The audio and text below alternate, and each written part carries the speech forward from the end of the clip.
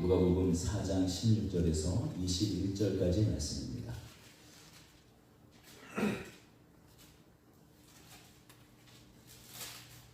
누가복음 4장 16절에서 21절까지 말씀 다 같이 읽겠습니다. 예수께서 그 자라나신 곳 나사렛에 이르사 안식일에 늘 하시던 대로 회당에 들어가사 성경을 읽으려고 서심해 선지자 이사야의 글을 들거늘 책을 펴서 이렇게 기록된 데를 찾으시니 곧 주의 성령이 내게 임하셨으니 이는 가난한 자에게 복음을 전하게 하시려고 내게 기름을 부으시고 나를 보내사 포로된 자에게 자유를 눈먼 자에게 다시 보게 함을 전파하며 눌린 자를 자유롭게 하고 주의 은혜의 해를 전파하게 하려 하심이라 하였더라.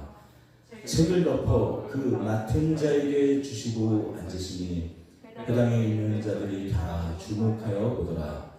이에 예수께서 그들에게 말씀하시되 이 글이 오늘 너희 귀에 응하였느니라 하시니. 우리 21절만 다시 읽겠습니다. 이에 예수께서 그들에게 말씀하시되 이 글이 오늘 너희 귀에 응하였느니라 하시니. 오늘 예수님께서 누가복음 4장에 나와 있는 이 기사처럼 회당에서 고향 회당에서 전하신 말씀은 우리가 앞서 읽은 이사야서 61장 1절에서 3절까지의 말씀을 마치 오늘 이 회당 성전은 아니고요. 바벨론 그 유수기 바벨론 포로기 이후에 성전이 무너졌기 때문에 또 하나의 예배 전통이 하나 있었습니다. 바로 그것은 회당에서 드리는 예배였습니다.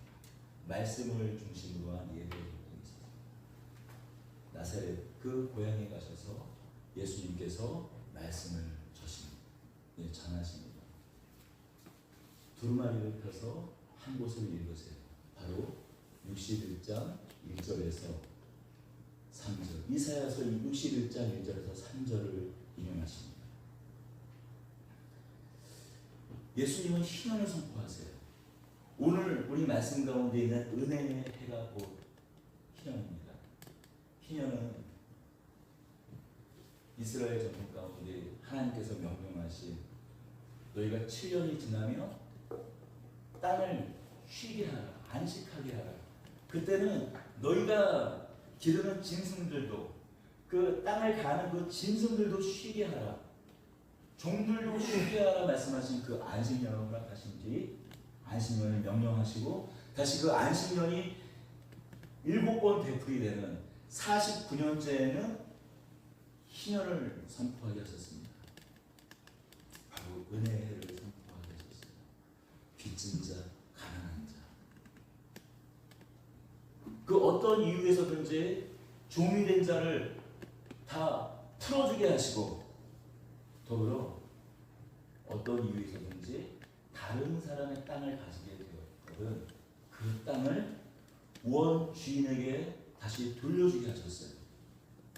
언젠가 우리 그 그레이트 리셋이라는 책 그 내용을 잠깐 코로나 이후에 그 한때 잠깐 주목받았던 그 책을 나눴지만 정말 진정으로 그레이트 리셋은 바로 이스라엘의 희망이었습니다. 모든 것이 희망이었어요. 모든 것이 돌려졌어요. 다시 시작하게 했습니다. 소망의 기쁨의 해가 바로 하나님의 은혜의 해가 바로 희년이었습니다. 예수님께서 이 이사야서 61장 1절에서 3절을 말씀하신 뒤에 이렇게 말씀하십니다.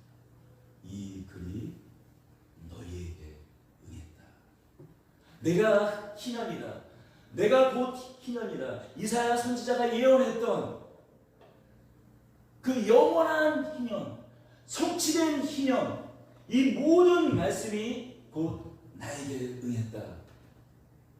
예수님의 메시아 선언이었어요. 예수님의 하나님의 아들됨의 선언이었어요. 예수님의 그리스도의 내가 그리스도다. 내가 하나님의 아들이라는 선언이었습니다. 내가 바로 하나님의 기름 부음 받은 자 메시아 그리스도다. 내가 바로 포로된 자에게 자유를 주는 자다. 내가 눈먼 자를 보게 하는 자이며 눌린 자라 묶인 자를 죄와 사망의 권세에서 풀어낸 자다라고 선언하시며 내가 곧 그다라고 선포하십니다. 이 기사는 이 마태복음의 16장, 마태복음의 13장, 마가복음의 6장에 소개되어 있어요. 한참 갈릴리와 이 가버나움 그 인근에서 유대 땅 한참 북부죠. 갈릴리 호수 인근에서 한참 치유 사역을 하고 그 하던 중에 오늘 이 말씀이 병행구절로 소개되어 있습니다. 하지만 이 누가복음에서는 예수님께서 세례 요한에게 세례를 받고 또 40일 광야에서 금식 기도를 하신 이후에 바로 이어서 등장합니다. 맨 앞서서 소개하고 있어요. 누가복음은 예수님의 메시아 자기 선언, 예수님의 그리스도 선언 이후에 하나님의 아들됨의 선언 이후에 본격적으로 치유 사역을 하는 것으로 소개하고 있어요.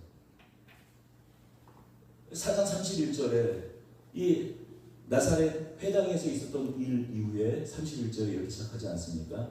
갈릴리 가버나움 동네에 내려오사 안식일에 가르치시네. 그들이 그 가르치는 논란이 이는 그 말씀이 권위가 있음이로라. 회당에 더러운 귀신 들린 사람이 있어 크게 소리질러 이르되 그리고 그 귀신 들린 자를 안식일에 고치셨어요.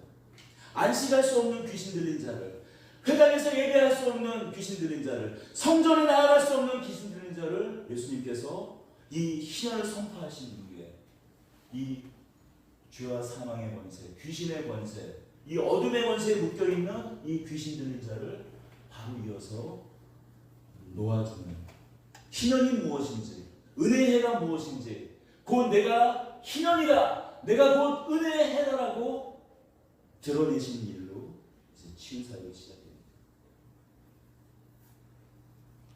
우리가 또 한 번 주목할 부분은 18절입니다. 18절을 같이 읽겠습니다. 주의 성령이 내게 임하였으니 이는 가난한 자에게 복음을 전하게 하시려고. 우리 다시 한번 읽겠습니다. 주의 성령이 내게 임하셨으니 이는 가난한 자에게 복음을 전하게 하시려고. 가난한 자에게 복음을 전하게 하시려고 하나님께서 예수님 당신께 기름 부으셨다고 말씀하고 있어요. 우리는 이 복음서에서 가난이라는 단어가 등장하면 바로 어디로 달려가냐면 영적인 가난함, 심령의 가난함으로 바로 연결을 했다고 합니다. 왜냐하면 마태복음 산상수훈 말씀, 마태복음 5장 산상수훈에 심령이 가난한 자는 복이 있나니 천국이 그들의 것이며. 심령이 가난한 사람, 바로 가난함 하면 바로 영적인 가난함, 빈곤한 마음, 그걸로 바로 연결해 우리는 갑니다. 영혼에 관한 빈 마음, 곤고한 마음으로 달려가고요. 틀린 말은 아닙니다. 그러나 꼭 그렇지는 않습니다. 우리 누가복음 이 두 장만 더 넘겨서 누가복음 20장을 읽어보겠습니다. 누가복음 20장입니다. 누가복음 6장 20절입니다. 두 장만 더 지나서 누가복음 6장 20절입니다. 마태복음 5장에 산상수 심령이 가난한 자에게는 복이 있다니 천국이 그들의 것이며라고 말한 것이 있다면, 이 누가복음 6장 20절 이후에는 사복사화라는, 마치 주기도문이 마태복음에도 있지만 누가복음에도 또 소개되어 있는 것처럼 산상수훈의 말씀인 사복사화라는 또 가르침으로 이렇게 소개되고 있어요. 우리 20절만 같이 읽겠습니다. 예수께서 눈을 들어 제자들을 보시고 이르시되 너희 가난한 자는 복이 있나니 하나님의 나라가 너희 것이며. 여러분, 차이점이 하나 있죠. 무엇입니까? 신령이라는 단어가 없어요. 신령이라는 단어가 없습니다. 너희 가난한 자는 복이 있나니 하나님 나라가 너희 것이니. 그래서 우리가 마태복음만 읽으면 안 돼요. 하나님께서 감사하게도 우리에게 마태복음, 마가복음, 누가복음, 요한복음 이렇게 다양한 복음서를 전해주신 것은 구원이 얼마나 풍성한지 우리에게 알려주시기 위함입니다. 여러분, 얼마든지 부유하면서도 심령이 가난할 수 있습니다. 질병을 통해서도 가난해질 수 있죠. 불치병, 아무리 많은 재산이 있더라도 불치병 하나 걸려보세요. 바로 빈 마음이 됩니다. 가난한 마음이 됩니다. 아니면 가정의 문제일 수도 있죠. 부유하지만 가정의 문제로 마음이 가난해질 수 있습니다. 애통한 심령이 될 수 있어요. 그런데 가만히 요즘 사회를 한번 제가 살펴봤어요. 그렇지만도 않더라고요. 경제적으로 이렇게 가면요, 가난할 틈이 없어요. 심령이 가난해질 틈이 없어요. 경제적으로 유태가잖아요. 그리고 부유하잖아요. 아이들이 오히려 반듯하게 살아요. 구김살이 없는 거야. 뭐 그냥 필요할 때마다 모든 것이 공급되고 그러니까 구김살이 없습니다. 또 그럼 아프냐? 오히려 부자들이 건강해요.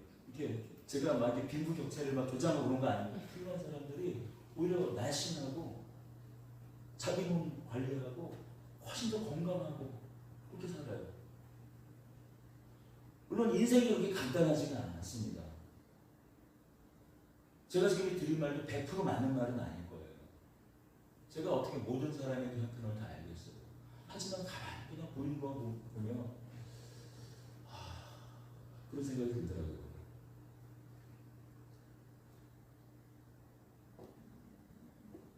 심령이 가난하다는 겁니다.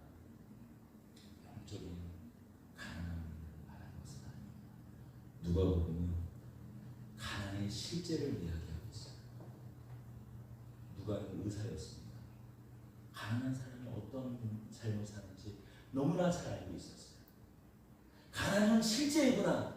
가난은 마치 인격을 가지고 있어서 가난한 자에게 질병을 가져다주고 오히려 그 가난함 때문에 하나님과 단절시키고 하나님과 멀리하게 하고 자포자기하게 하고 낙심시키고 마치 지옥과 같은 수월로 인생을 끌고 가는 실제하는 신이구나라는 것을 누가 너무나 잘 알고 있었어요. 모르겠습니다. 예수님은 심령이 가난한 자라고 말을 했는데 누가가 저 자유주의 신앙하는 사람 아니냐만 저는 이렇게 생각합니다. 어떤 곳은 예수님께서 설교를 한두 군데서 하시겠어요? 어떤 곳에서는 심령이 가난한 자라고 말씀하셨죠. 누가복음에 있는 것처럼 또 어떤 곳에서는 너희 가난한 자여 하나님 나라가 너희의 것이라고 말을 했다고 저는 믿습니다. 하지만 누가는 그 어떤 것보다도 실제적인 가난에 주목했습니다.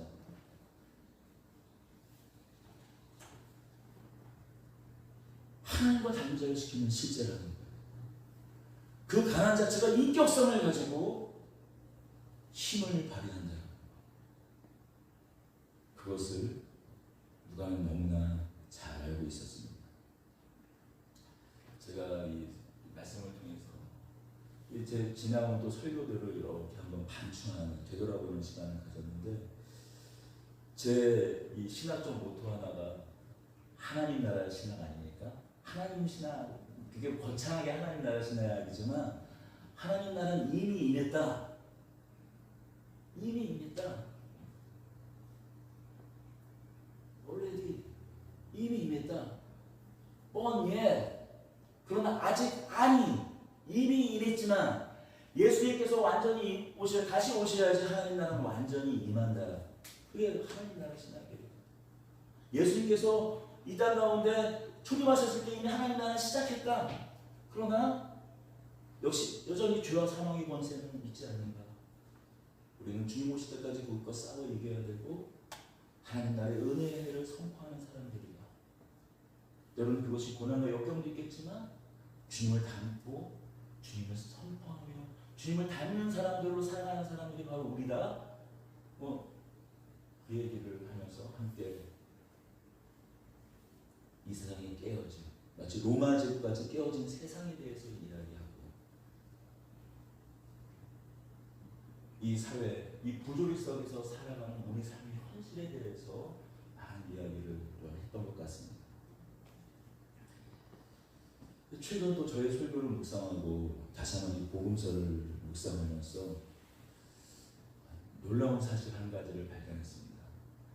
다들 알고 있는데 저만 모르겠나 봐요. 예수님의 말씀을 가만히 복음서를 살펴보니까 예수님께서 로마 제국이 깨어진 시스템이 그런 걸 말씀하시지 않아요. 복음을 전파하고 하나님 나라를 선포하고 가난한 사람에게 다가가 그들을 고치셨습니다. 문문자를 구비하셨어요. 나면서부터 일어나지 못하는 안진뱅이를 일으켜 세우셨습니다. 베데스다를 넘어 38년 된 일부러 찾아가셔서 그를 고치셨어요. 문둥병자를 성전에 나아가셨습니다. 아니 마을 공동체에 머물 수 없는 집 밖에 쫓겨난 그 인생들을 진 오르만짐으로 그들을 낫게 하셨습니다. 그뿐인가요? 면담멸치를 굶주린 가난한 사람들을 먹이셨습니다. 여러분, 저는 우리 교회가 이러한 예수님의 구원으로 충만한 교회가 되기를 원합니다. 이러한 그 모든 구원, 전인적인 구원, 통정적인 구원, 사람들은 그것을 삼박자 구원이니 오순절 신학이니 순복음 신학이니라고 말할지 몰라도 저는 우리가 하나님께서 우리에게 허락하신 이런 모든 통정적인 구원, 완전한 구원을 이런 조금 부족하지만 우리의 기대에 다 미치지 못하더라도 이러한 구원을 누리며 사기를 저는 원하고 바랍니다. 두 주째 기도회가 이어졌었습니다. 그러다 보니 또 함께 이 성경에 나와 있는 여러 기도 사건들을 묵상하게 되었어요. 성경을 보면 하나님께서 어떤 일을 행하실 때 먼저 언약하시고, 아주 오래전이죠. 오래전에 먼저 언약하시고 어떤 사람에게 그 언약을 깨닫게 하시고 또 그 언약에 따라서 기도하게 하신 다음에 하나님께서 그 일을 행하시는 것을 봅니다. 먼저 아브라함의 이야기죠. 아브라함이 99세 때 하나님께서 나타나십니다. 그리고 잘 대접받으세요. 내년에 너희 아들이 있을 것이다. 그리고 너 지금 비우지 마. 어떻게 사라, 너 지금 비우기 있지? 아니, 내년에 네가 비웃음이 아니라 한 웃음을 지을 거야. 그러니 그 아들의 이름 이삭이라 하라 말씀하신데, 하다 갑자기 뒤를 딱 돌아보고 이렇게 말씀하십니다. 18장 창세기 18장 17절에 이렇게 말씀하시죠. 여호와께서 이르시되 내가 하려는 것을 아브라함에게 숨기겠느냐 하면서 소돔과 고모라의 멸망을 말씀하세요. 아브라함이 하나님의 뒤꿈치를 붙잡고 기도합니다. 중보기도 해요. 의인 50명이 있어도 멸망하시겠습니까? 아니, 45명, 아니요, 40명, 30명, 20명, 결국 10명까지 내려가요. 이 아브라함이 조금만 더 써야 되는데 사실 10명 미만은 좀 곤란하다고 생각했나 봐요. 왜냐하면 이 롯의 롯 부인 셋 딸, 그러면 다 결혼을 했으니까 그러면 사위 3명, 사위 셋에 부모님 2분 하면 10명이잖아요. 10명 미만이면, 이건 제 해석이에요. 근데 제 생각이에요. 10명 미만이면 이거 답이 안 나온다 생각해서 차마 양심상 5명, 롯의 가족만 얘기는 못했던 것 같아요. 5명 아마 썼으면 5명 있으면 하나님이 보내셨을지 모르는데, 아무튼 하나님께서 아브라함을 기도하게 하셨죠. 모세에게도 마찬가지입니다. 모세가 40일 금식 기도하며 하나님의 율법의 기초가 되는 10계명을 받으러 올라갑니다.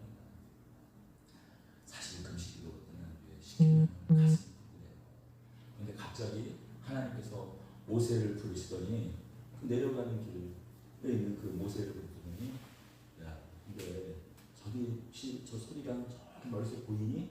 쟤네들이 금송아지를 만들어서 저것이 우리를 이끌어낸 여호와다라고 하면서 저것을 경배한다 라고 말하면 내가 이스라엘을 멸절시키겠다. 멸절이란 남녀노소 아이들 뭐 할 것 없이 다 진멸하는 해렘을 하시겠다는 겁니다.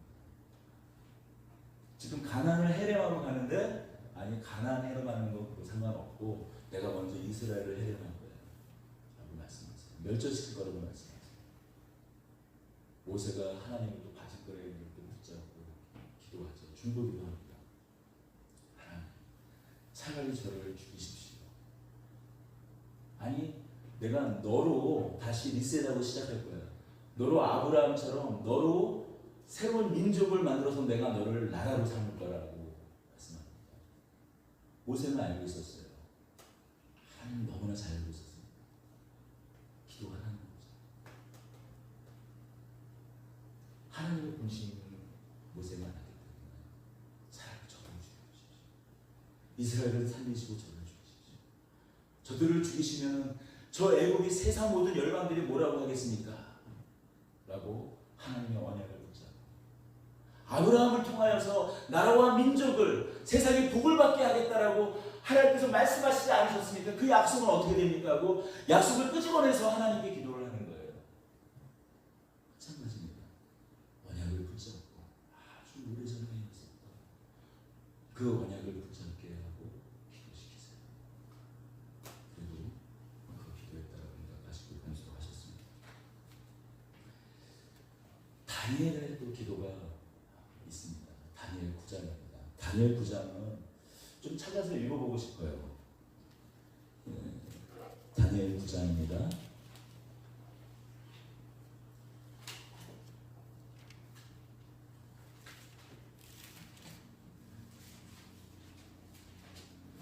다니엘 9장 1절에서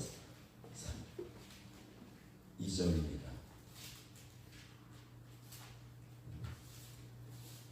제가 가진 성경으로는 구약성경 1248면쯤 있습니다. 다니엘서 9장 1절에서 2절 한번 읽어보겠습니다.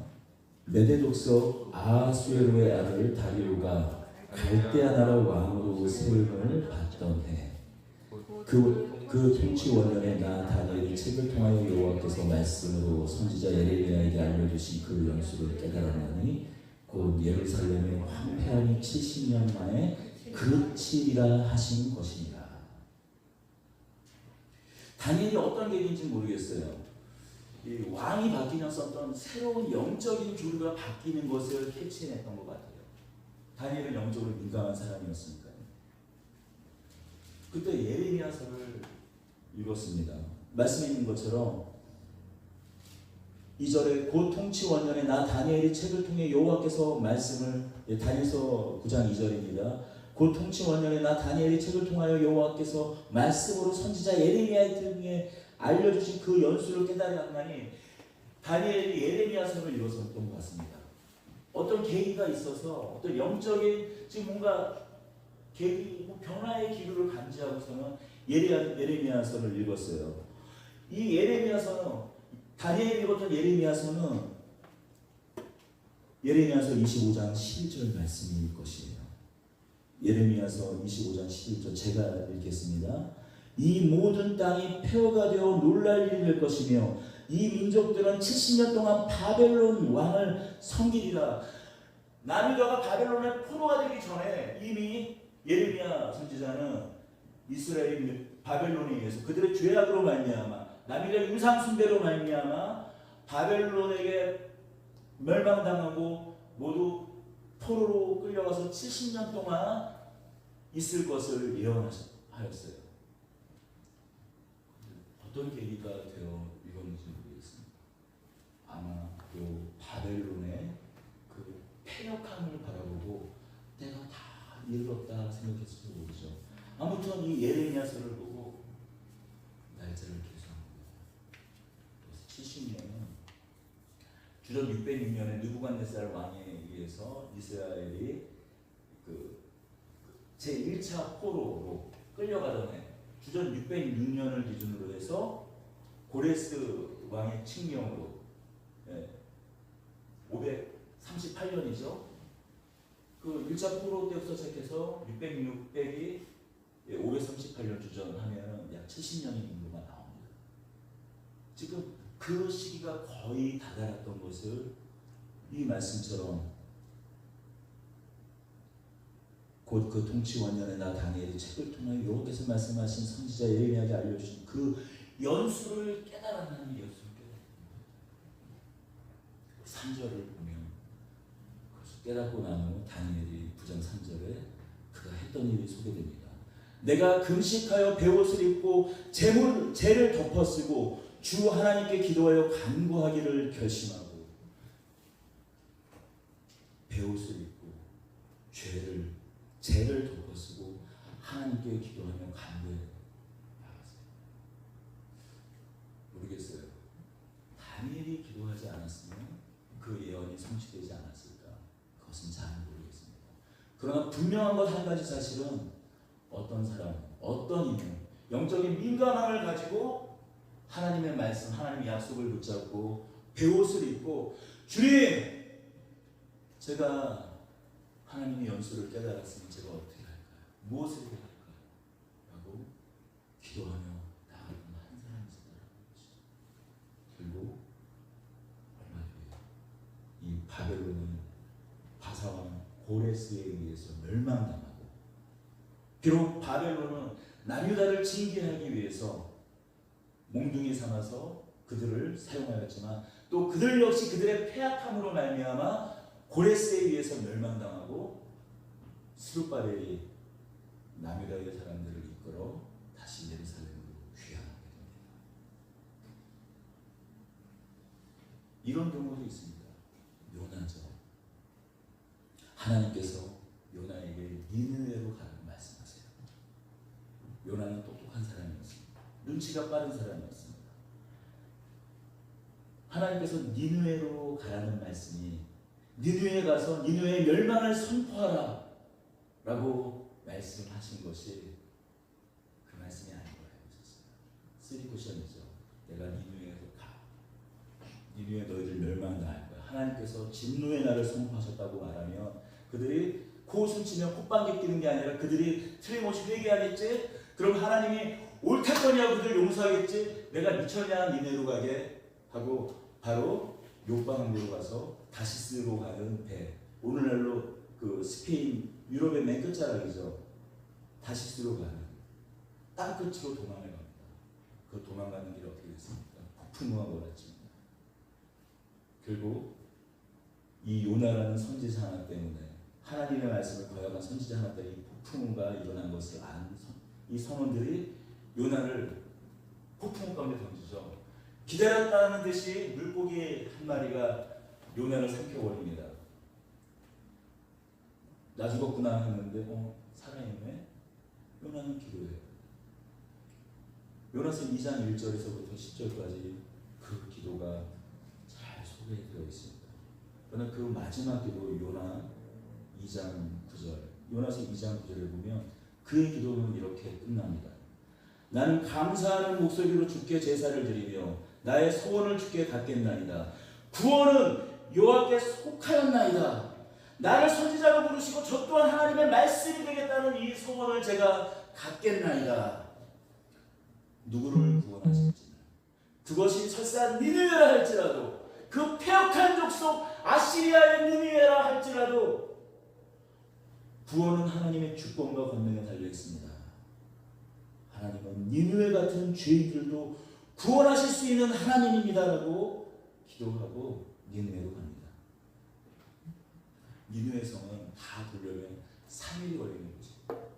하지만 이 마음에 참 눈와서 보면은 참 답이 안 나오죠. 누구나 3일이 걸려야 다 돌 곳인데 딱 하루만 얍삽하게 너희들 이러면 멸망해.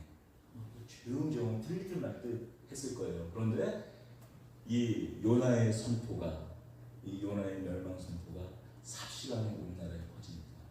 왕이 베옷을 입고 재를 뒤집어 쓰고 물도 마시지 않는 금식을 선포하고 왕부터 고관대적 온 백성과 짐승들까지 금식을 하시고 금식을 해서 오히려 니느웨의 대풍의 날이 임합니다. 니느웨를 하나님께서 구원하십니다. 요나의 기도는 자원하는 기도는 아니었어요. 그러나 자원하지는 않았지만 하나님의 일을 하시기 위해 하나님께서 하나님의 사람과 함께 하시기 위해 강제적이긴 했지만 좀 바람직한 좀 예외적인 경우이긴 하였지만 요나를 강제로 물고기 뱃속에 처박아 두시고 기도밖에 할 게 없게 하셨어요. 갑자기 이사야서 61장 1절 3절 누가복음 4장 16절에서 21절 내내 은혜의 희망 얘기하다가 또 갑자기 기도 이야기 30% 빠지나 생각하실지도 모르겠습니다. 지난주 말씀 하나님께서 이 가을이가 항상 이 떠오르는 단어가 저에게도 있습니다. 이른 비 늦은 비라는 단어예요. 이스라엘은 우리가 저희가 이 계절을 카운팅하는 게 한 해를 카운팅하는 게 틀리잖아요. 우리는 이 즈음 추석을 기다리는 즈음이지만 이스라엘은 새해를 시작하죠. 그래서 그 이른 비를 기다리며 음력 7월 1일부터 15일까지 큰 새해의 그 어떤 그 절기를 보냅니다. 더군다나 이제 또 우리 교회는 제가 좀 삐딱해가지고 맥주절이니 추수감사절 같은 것도 지내지 않지 않습니까? 부활절, 성탄절만 그것도 아주 간소하게 지내지 않습니까? 하지만 제 마음 가운데 항상 있었던 것은 뭐냐? 하나님의 그 절기, 여호와의 절기라고 하죠. 하나님께서 아브라함을 부르시고 물론 여호와의 절기는 모세 때부터 시작되기 시작했지만 모세로부터 시작한 그 이스라엘이 예수 그리스도께서 완전히 그것을 성취한 여호와의 모든 절기를 성취하는 그 한 2000년간의 이스라엘과 함께 보냈던 그 절기를 하나님은 추억하지 않으실까? 기억하지 않으실까? 사람들의 사는 모습들을 보면서 그 하루하루 지나가는 봄, 여름, 겨울 하나님께서 분정하신 각 시간들을 사람들이 살아가는 그 모습을 지켜보면서 저때가 요저 어린애의 그 문설주에 바른 그 피를 보면서 애국에서 구원했던 나를 이스라엘 백성들이 감사하며 6월절 제사를 지냈지. 또 이제 우리로 음력 8월 15일 이스라엘 달력으로 7월 15일 숫꽃이라고 하기도 하고 장막절, 초막절이라고도 합니다. 하나의 그 이제 3, 4월부터 시작된 밀보리, 초실절부터 시작되는 그 추수가 완전히 언제 끝나냐면 이제 요 즈음에 과일 농사를 다 거두고 포도까지 다 거둔 다음에 포도가 이제 첫 발효될 즈음에 그 숫꽃 이제 저장을 한 다음에 기쁨으로 또 이렇게 새 그 축제를 벌이는 거예요. 근데 제가 요즘에 좀 이제 깜빡깜빡 하더라고요.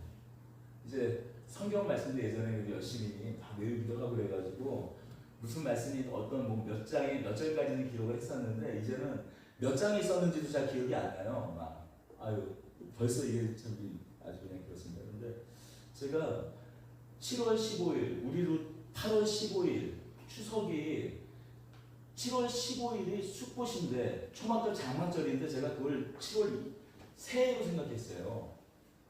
사실 7월 1일 이미 새해가 시작됐습니다. 이스라엘 유대교거든요. 7월 1일을 뭐 로시 하샤나라고 하고 또 나팔절이라고 합니다. 7월 1일 한 해를 선포하면서 나팔을 불어요. 또 다음 주 이제 돌아오는 목요일이 7월 10일이죠.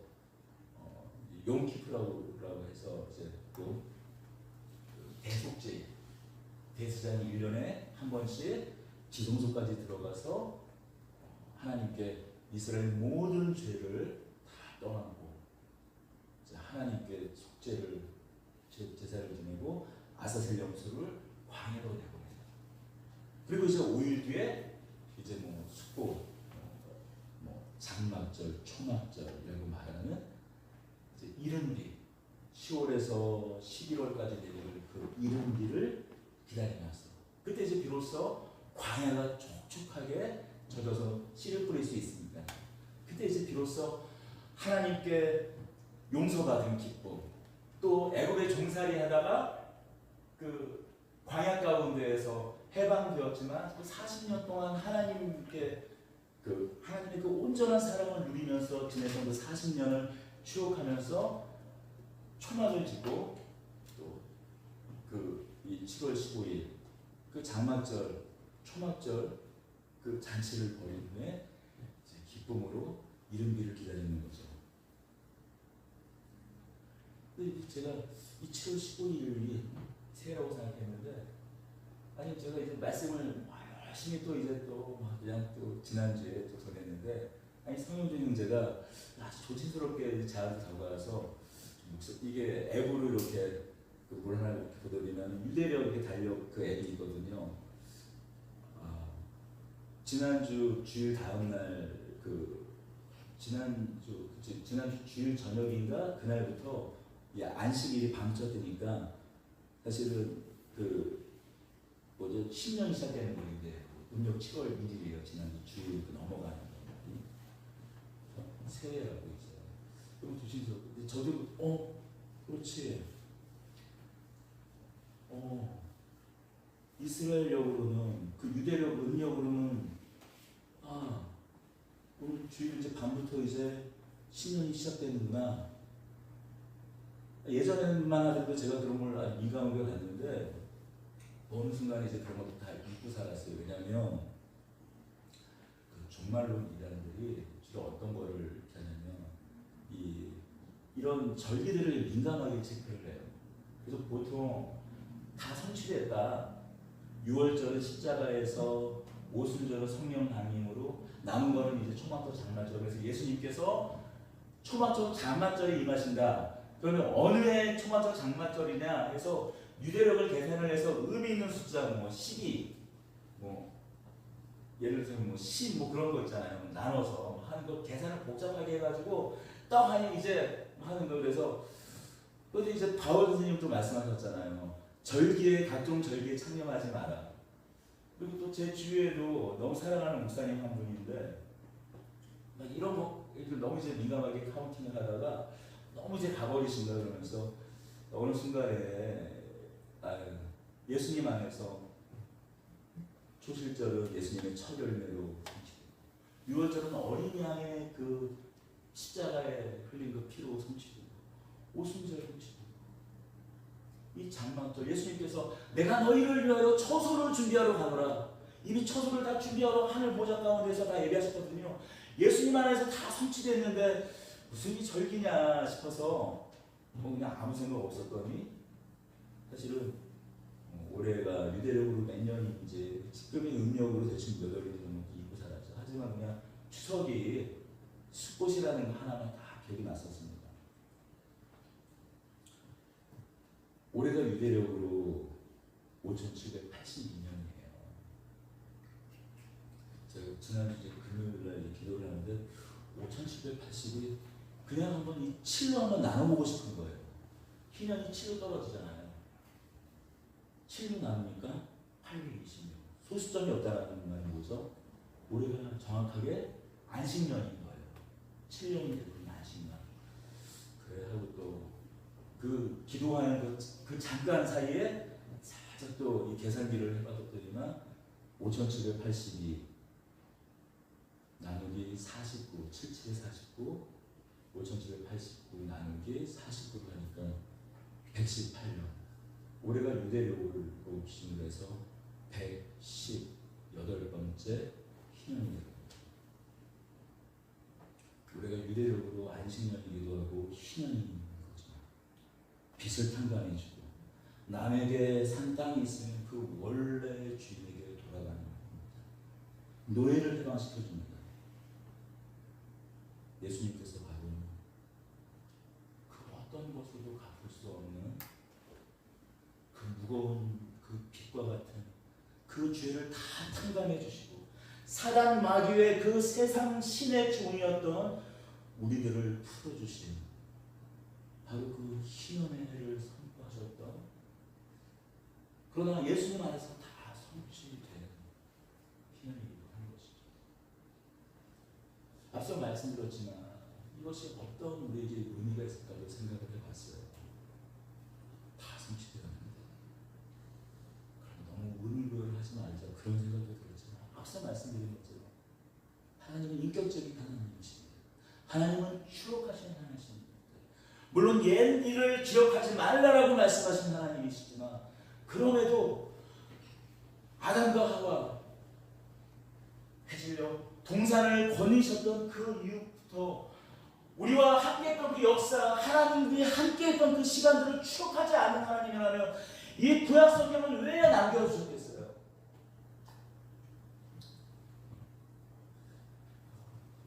어떤 의미가 있을까?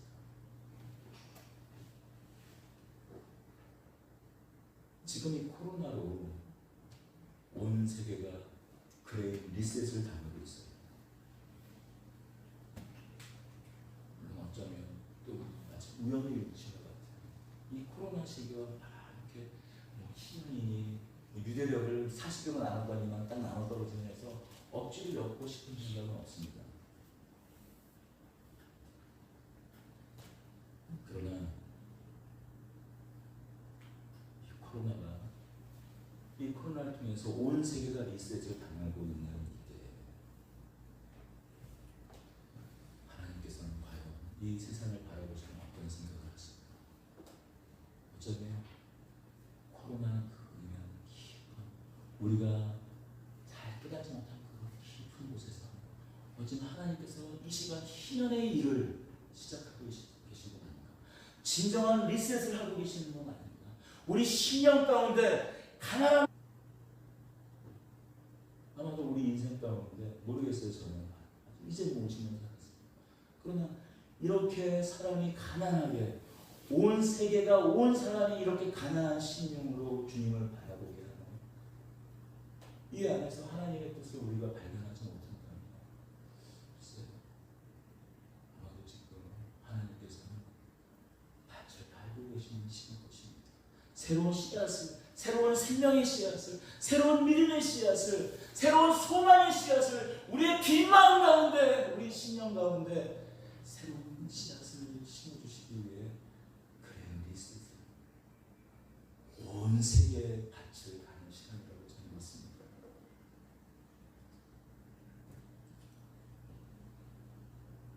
2014년이죠. 8년쯤 된 것 같습니다.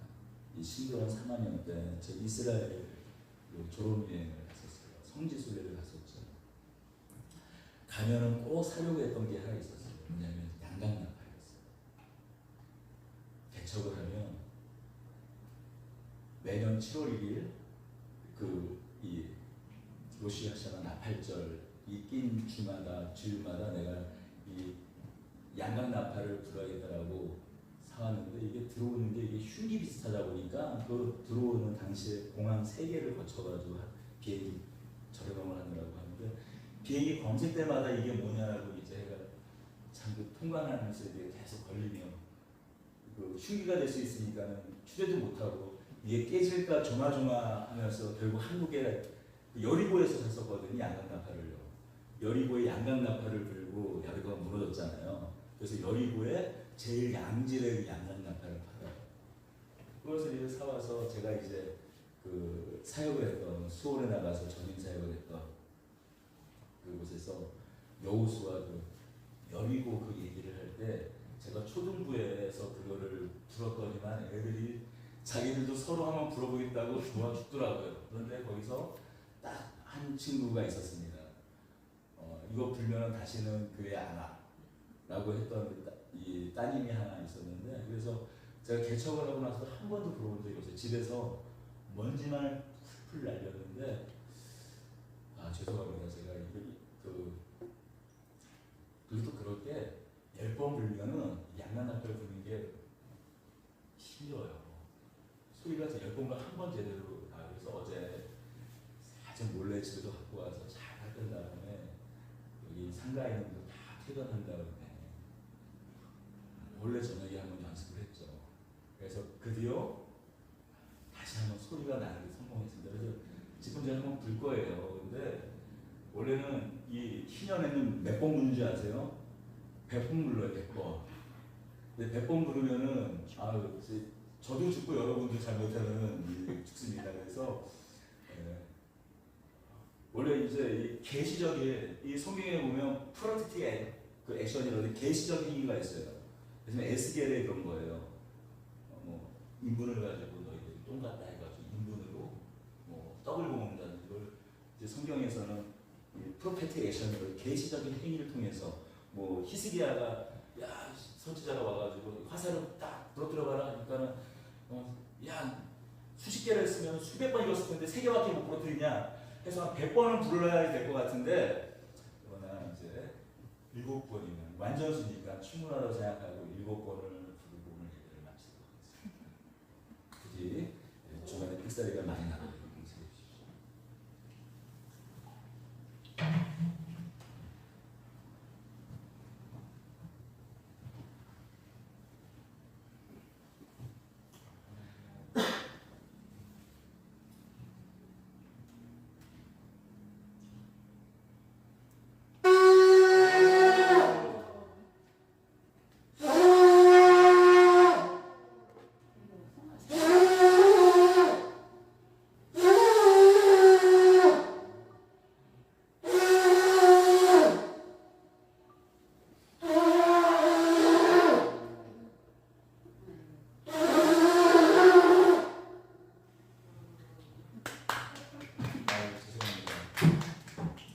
처음에 그 8년 전에 처음 불렀을 때 이게 연습을 해서 훨씬 그 영화에서 보는 그 뿔나팔 이스라엘 온 회중을 부르는 그 콜링하는 그 뿔나팔 소리가 비슷하게 나는데 제 호흡도 딸리고 완전 힘도 안 들이고 그러나 제가 굳이 이거를 집에서 갖고 와서 해서 부르는 여러분들이 예수님은 희망해 주시고 있습니다.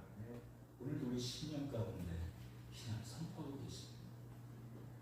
있는 자, 소망이 없는 자, 물과 좌절과 낙심이 있는 자, 가난한 자, 먹이시고 입히시고 살리시고 생명을 주시고 구원해 주시는 주님이십니다. 실력이 안 돼서 제가 여러분 그 귀를 어둡게 하고 못 들은 귀 사세요. 음악이 찾을지도 모르겠는데 예수님 이 희년의 뿔나팔 이 소리 우리가 이 신년 가운데 흐르고 있음을 기억하고 소망을 가지고 삶을 저어야 되고 또 하나님께서 새롭게 기경하시는 새롭게 이 땅을 가르고